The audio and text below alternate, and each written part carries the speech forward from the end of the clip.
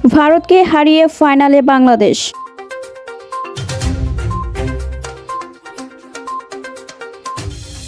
ফাইনালে সুপার ওভারে হেরে স্বপ্নভঙ্গ বাংলাদেশের।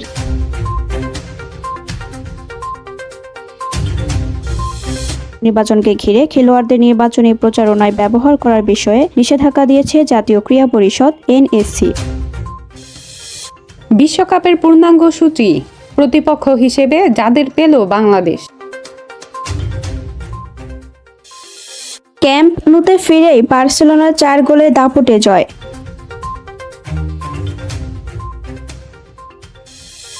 নটিংহামের কাছে হারল লিভারপুল, নু ক্যাম্পে ফিরেই জিতল বার্সা।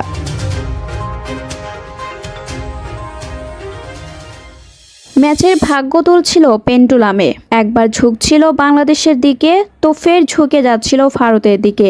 হাড্ডাহাড্ডি লড়াইয়ে ম্যাচ হয়ে যায় টাই, তবে রোমাঞ্চ শেষে শেষ হাসি হেসেছে বাংলাদেশ। নাটকীয় ম্যাচে সুপার ওভারে ভারতকে হারিয়ে এশিয়া কাপ রাইজিং স্টারসের ফাইনালে পৌঁছে গেছে লাল সবুজের প্রতিনিধিরা। সুপার ওভারে কোনো রানই নিতে পারেনি ভারত। রিপন মণ্ডলের 2 বলে 2 উইকেট হারিয়ে ফেলে প্রতিবেশীরা। তাতে সুপার ওভারে জয়ের জন্য বাংলাদেশের লক্ষ্য দাঁড়ায় 1 রান। লক্ষ্য ছুঁতে নেমে সুপার ওভারে প্রথম বলে বাংলাদেশও হারায় ইয়াসির আলীর উইকেট। দ্বিতীয় বলে আকবর আলী কোনো রান নিতে না পারলেও ভারতীয় বোলার সুয়াস শর্মা দিয়ে ফেলেন ওয়াইড। অতিরিক্ত খাতের এই রানের সুবাদেই জয়ের উল্লাসে মাতে বাংলাদেশের ছেলেরা। দ্বিতীয়বারের মতো নাম লিখে ফেলে এ দলের এই টুর্নামেন্টের ফাইনালে। ফাইনালে সুপার ওভারে হেরে স্বপ্নভঙ্গ বাংলাদেশের।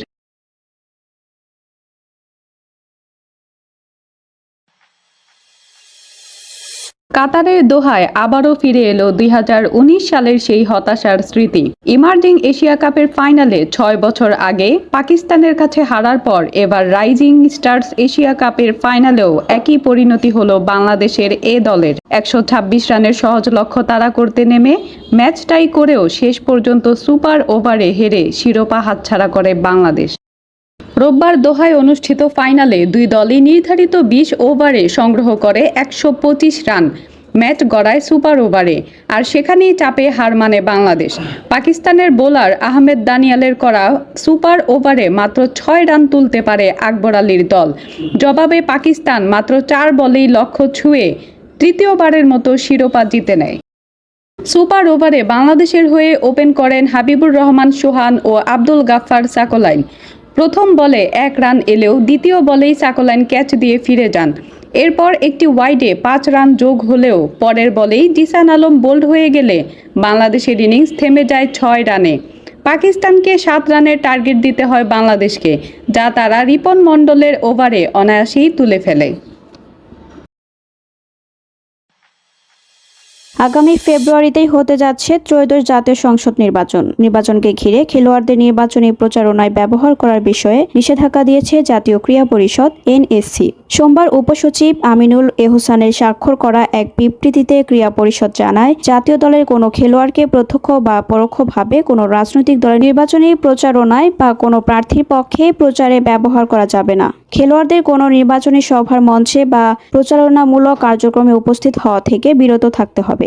সব খেলোয়াড়কে তাদের ক্রীড়া নৈপুণ্যের মাধ্যমে দেশের সুনাম অক্ষুণ্ণ রাখতে ব্যক্তিগতভাবে সচেষ্ট থাকতে হবে এবং এ বিষয়ে জাতীয় ক্রীড়া পরিষদের নির্দেশনা কঠোরভাবে মেনে চলতে হবে। ক্রীড়া পরিষদ আরও জানায়, উপরিউক্ত নির্দেশনা সমূহের যে কোনো দেশে চলমান সুস্থ ধারার ক্রীড়া পরিবেশকে মারাত্মকভাবে কলুষিত করতে পারে, যা একেবারেই অনভিপ্রেত। তাই দেশের সার্বিক কল্যাণে নির্দেশনা সমূহ যথাযথভাবে পরিপালন করার জন্য সংশ্লিষ্ট সবাইকে অনুরোধ করা হলো। বিশ্বকাপের পূর্ণাঙ্গ সূচি, প্রতিপক্ষ হিসেবে যাদের পেল বাংলাদেশ। আনুষ্ঠানিকভাবে গতকাল 2026 টি-20 বিশ্বকাপের সূচি ঘোষণা করেছে আইসিসি। ভারত শ্রীলঙ্কায় হবে এবারের প্রতিযোগিতা। আগামী 7 ফেব্রুয়ারি পাকিস্তান নেদারল্যান্ডস ম্যাচ দিয়ে শুরু হবে মাঠের লড়াই। একই দিনে অভিযান শুরু বাংলাদেশের। প্রায় 1 মাস ব্যাপী টুর্নামেন্টের ফাইনাল হবে 8 মার্চ, যেখানে 4 গ্রুপে ভাগ হয়ে খেলবে 20টি দল।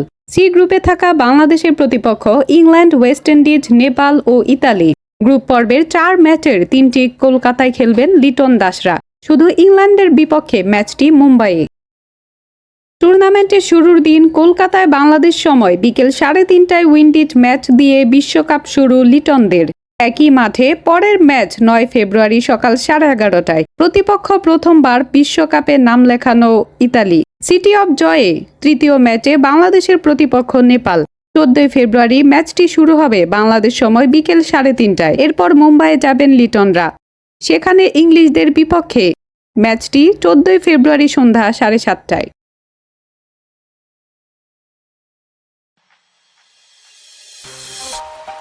ক্যাম্প নুতে ফিরেই বার্সেলোনার 4 গোলে দাপুটে জয়।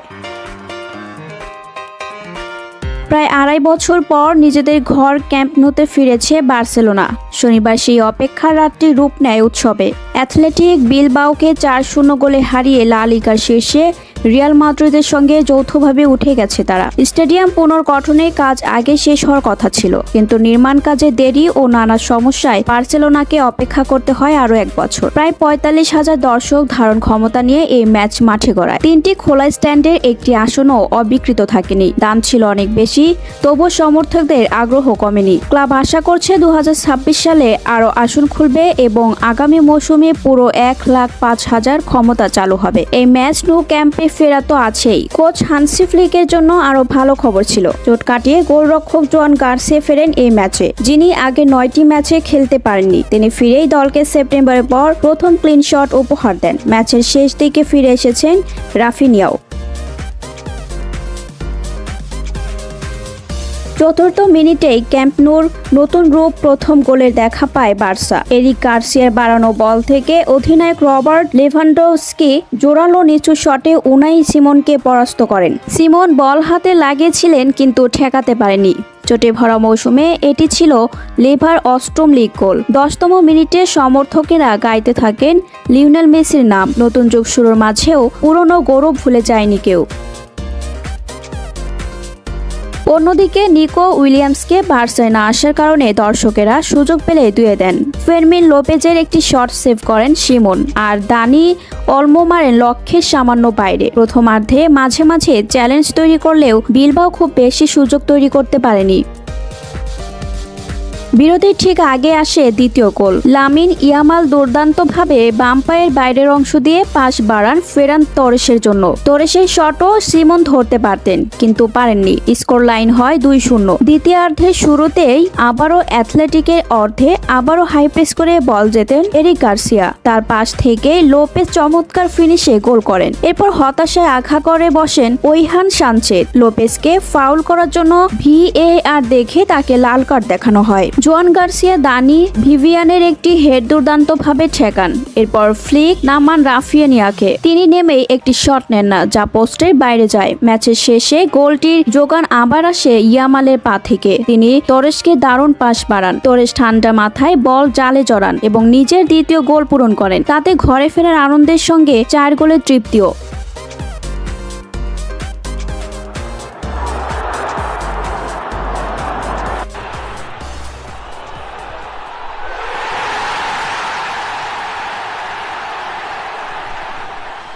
অঘটন তো একেই বলে। নটিংহাম ফরেস্টের কাছে হার বলে কথা। এমন দলের কাছে লিভারপুলের হার, তা আবার নিজেদের ঘরে মাঠ আনফিল্ডে। ব্যবধানটা 3-0 গোলের। এমন বাজে হার তো অঘটনের চেয়ে বেশি কিছু। আগের ম্যাচে ম্যানচেস্টার সিটির কাছে বিধ্বস্ত হওয়ার কষ্টটা ভুলতে চেয়েছিল কোচ আর্নে স্লটের শিষ্যরা, তবে তেমন কিছু তো বাস্তবে হয়নি। উল্টো হারের তেতো-স্বাদ হজম করল দ্য রেড শিবির। অন্যদিকে ঘরের মাঠ নো ক্যাম্পে ফেরান তোরেসের জোড়া গোলে বার্সেলোনা 4-0 ব্যবধানে উড়িয়ে দিয়েছে 10 জনের অ্যাথলেটিক বিলবাওকে। ফেরান তোরেসের 2 গোলেই অ্যাসিস্ট করেন লামিন ইয়ামাল। কাতালানদের হয়ে বাকি 2 গোল করেন রবার্ট লেভানডোভস্কি ও ফেরমিন লোপেজ। এ জয় স্প্যানিশ লিগের পয়েন্ট তালিকার শীর্ষে উঠে গেছে কোচ হান্সি ফ্লিকের শিষ্যরা। 2023 সালের মের পর এই প্রথম নো ক্যাম্পে খেলল বার্সা। তবে ইংলিশ লিগের অন্য ম্যাচে জয় পেয়েছে চেলসি। দুরন্ত পারফরম্যান্সে স্বাগতিক বার্নলিকে 2-0 গোলে হারিয়েছে দ্য ব্লুজ শিবির। ম্যাচের 37 মিনিটে অতিথি স্টামফোর্ড ব্রিজ শিবিরকে এগিয়ে দেন পেদ্রো নেতো। টার্ফ মুড়ে ম্যাচ শেষের বাঁশি বাজার 2 মিনিট আগে সফরকারীদের হয়ে গোল ব্যবধান দ্বিগুণ করেন এনজো ফার্নান্দেজ। এ জয়ে 24 ঘন্টার জন্য হলেও ম্যানচেস্টার সিটিকে টপকে দ্বিতীয় স্থানে উঠে গেছে কোচ এনজো মারেস্কার শিষ্যরা। বুন্দেসলিগায় ঘুরে দাঁড়িয়ে গোল উৎসব করেছে বায়ার্ন মিউনিখ। জার্মান জয়েন্ট ক্লাবটি গোল বন্যার ম্যাচে 6-2 গোলে উড়িয়ে দিয়েছে ফ্রেইবুর্গকে। অথচ ম্যাচের 17 মিনিটের মধ্যে ইউইতো সুজুকি ও জোহান মানজাম্বির গোলে 2-0 ব্যবধানে পিছিয়ে পড়েছিল জার্মান চ্যাম্পিয়নরা। জার্মান লিগে এ নিয়ে 11 ম্যাচ খেলে 10টিতেই জয় পেল বায়ার্ন। আর লিগে গত মার্চ থেকে অপরাজিত রয়ে গেছে দলটি। নিজেদের মাঠে অ্যালিয়ান্স অ্যারেনায় বাভারিয়ানদের হয়ে গোল দুটি করেন মাইকেল অলিসে। শুধু নিজে গোল করেননি, সতীর্থদের দিয়ে গড়িয়েছেন আরও 3টি গোল। আর তার সঙ্গে একটি করে গোল করেন Lennart curl, দায়ত, Upamecano, Harry Kane ও নিকোলাস জ্যাকসন।